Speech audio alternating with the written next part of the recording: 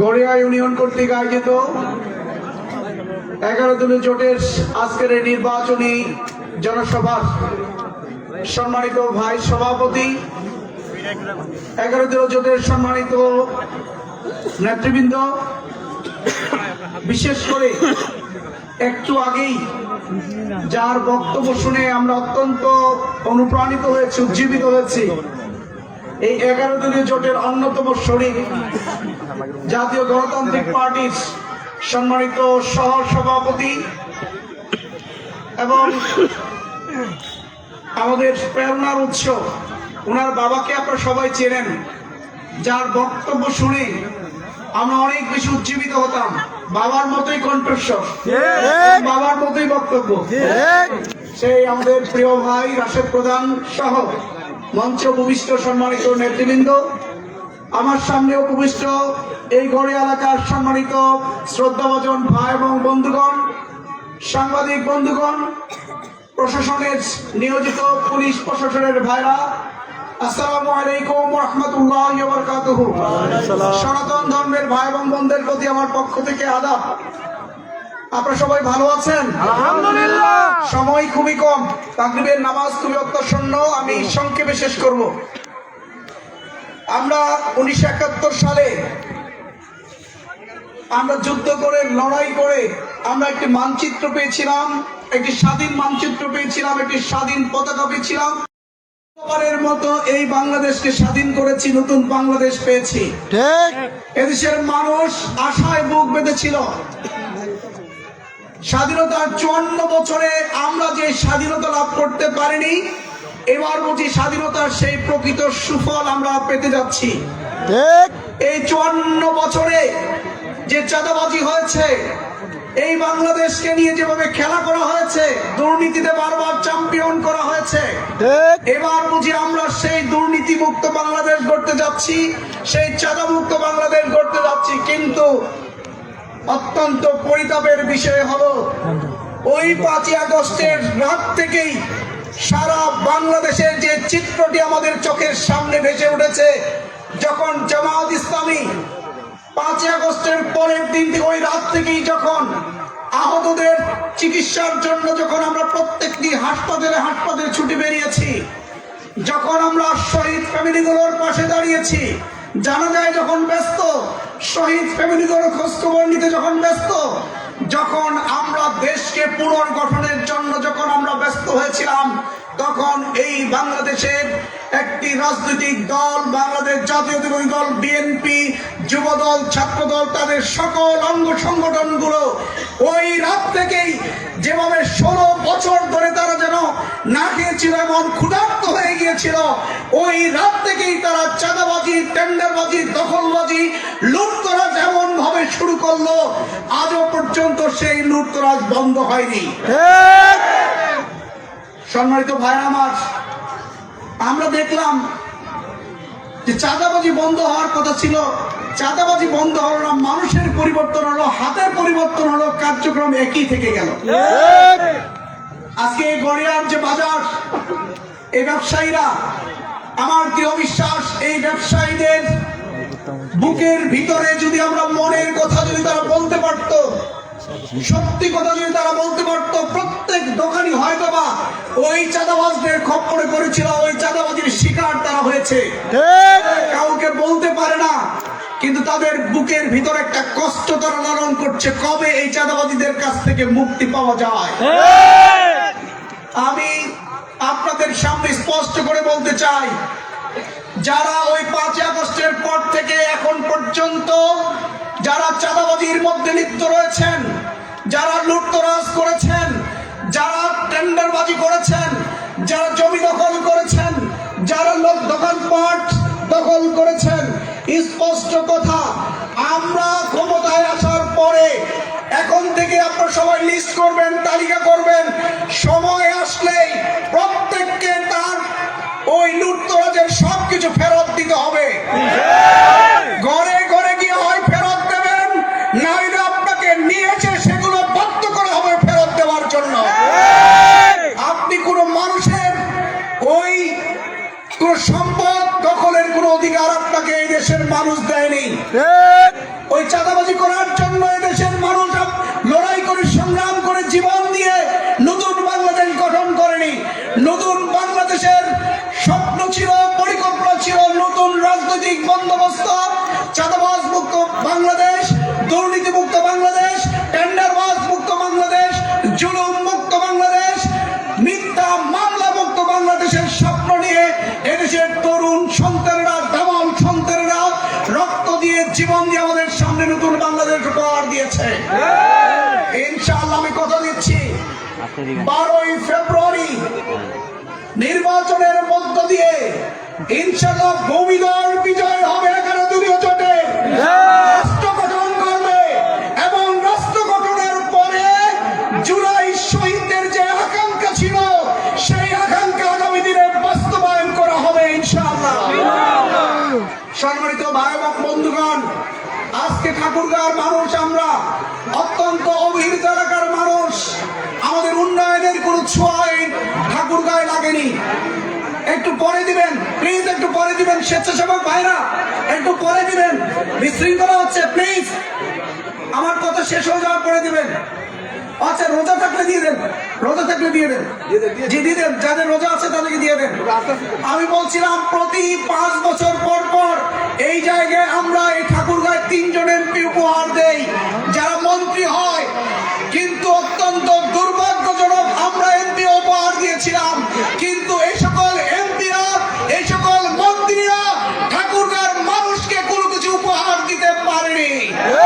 আমাদের স্বাস্থ্য সেবার জন্য এখানে মেডিকেল কলেজ হাসপাতাল তারা উপহার দিতে পারেনি, উচ্চ শিক্ষার জন্য এখানে বিশ্ববিদ্যালয় তারা উপহার দিতে পারেনি, আমাদের যাতায়াতের সুবিধার জন্য বিমানবন্দর তারা চালু করতে পারেনি, ব্যবসা বাণিজ্যের জন্য, রপ্তানির সুযোগ বৃদ্ধির জন্য এখানে ইপিজেড তারা চালু করতে পারেনি।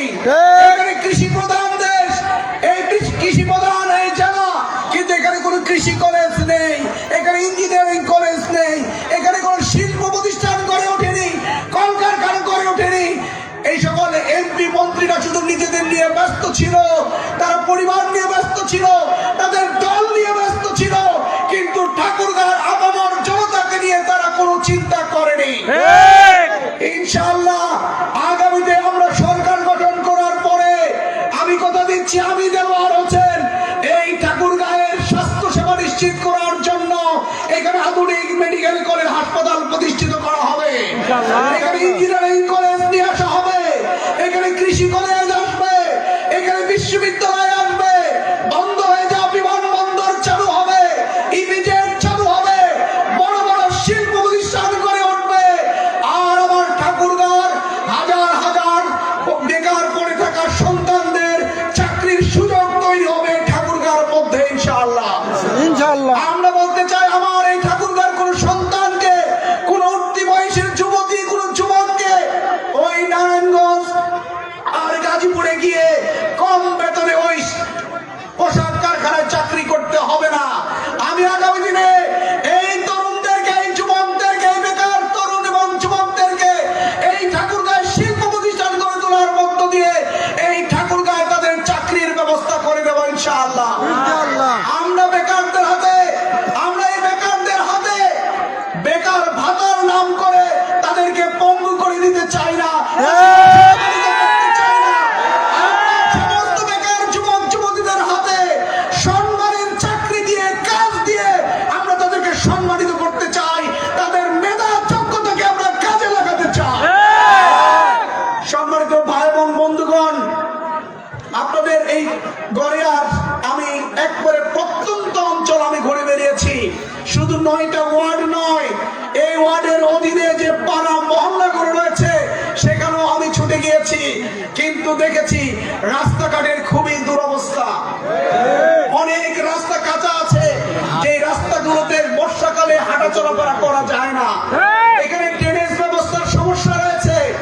আরেকটা বিষয় হলো এখানে ব্যবসা যারা করেন, এই ব্যবসার যে চাঁদা দিতে হয় সেই চাঁদার পরিমাণটা নাকি বাড়িয়ে দেওয়া হয়েছে।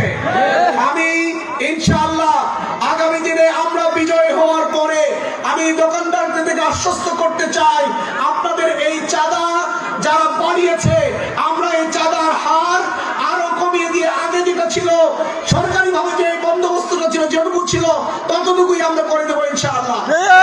বাড়তি কোনো কিছু আপনাদেরকে দেওয়া লাগবে না ইনশাআল্লাহ। সম্মানিত ভাই এবং বন্ধুগণ, আপনাদের ড্রেনেজ ব্যবস্থার সমস্যা আমি শুনেছি। এখানে ড্রেনেজ ব্যবস্থার কারণে বর্ষাকালে রাস্তাঘাটগুলো পানিতে ডুবে যায়, চলাচলের সমস্যা হয়।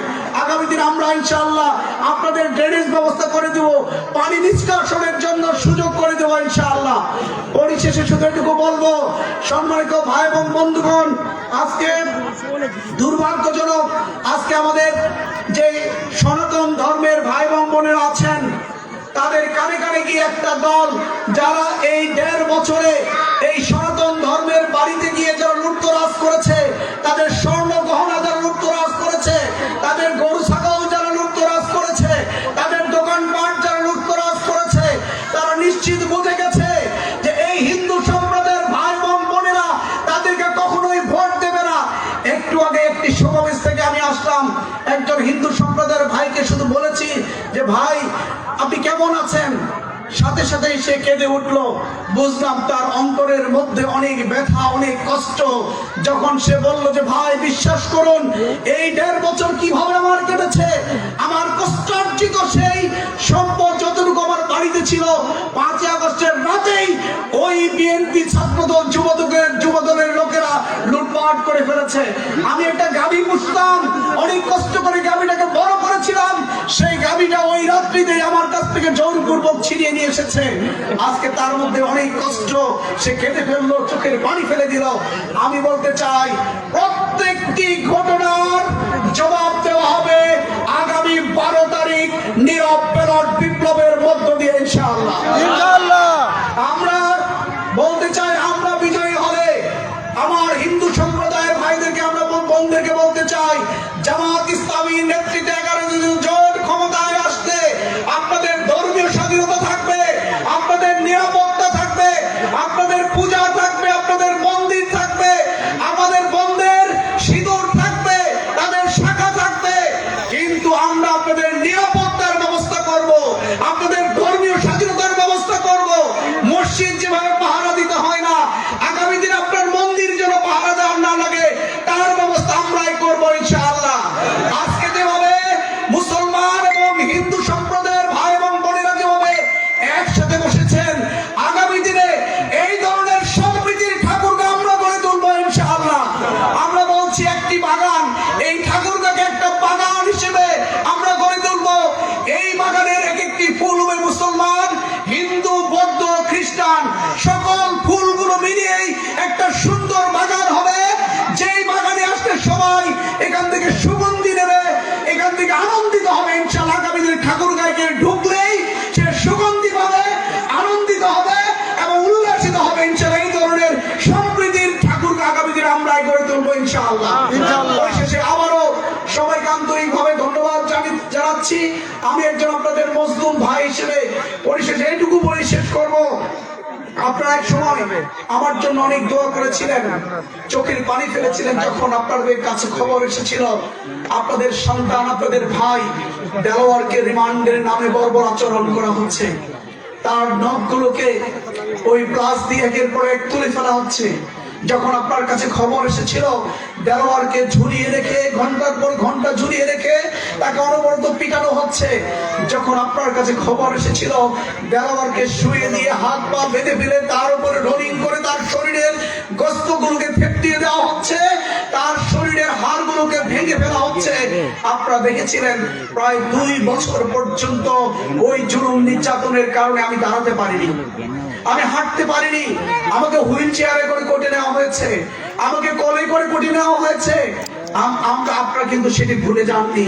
সেদিন আপনারা দোয়া করেছিলেন, চোখের পানি ফেলেছিলেন, আমার জন্য রোজা রেখেছিলেন, প্রত্যেকটি মসজিদে মসজিদে আপনারা আমার জন্য দোয়া করেছেন। আল্লাহ আপনাদের দোয়াগুলো কবুল করে নিয়ে আমাকে ওই জালেমদের কারাগার থেকে আমাকে মুক্ত করেছিল।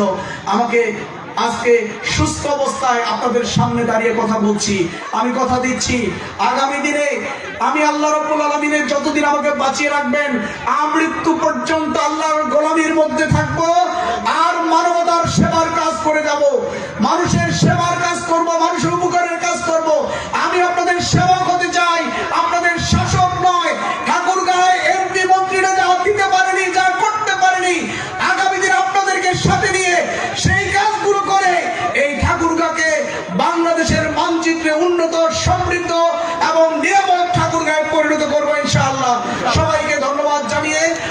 কথা শেষ করছি। আসসালামু আলাইকুম ওয়া রাহমাতুল্লাহ এবং আদাব। আছে এই সেই বারগা আরে বললো এই মজুর ভাই দিচ্ছে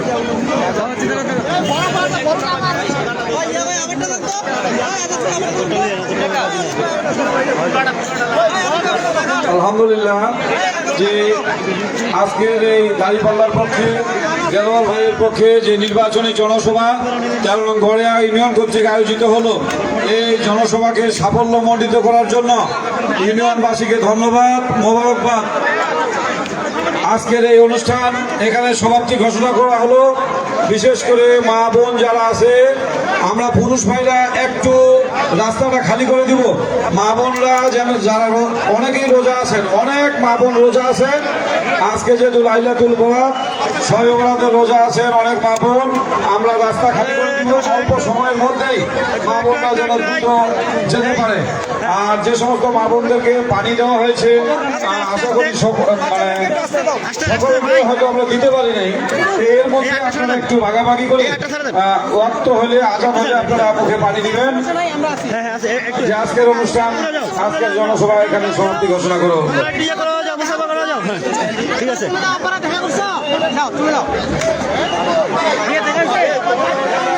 যাও রে নামানোর সময়, হ্যাঁ পরে পরে আবার ইনশাল্লাহ যাও।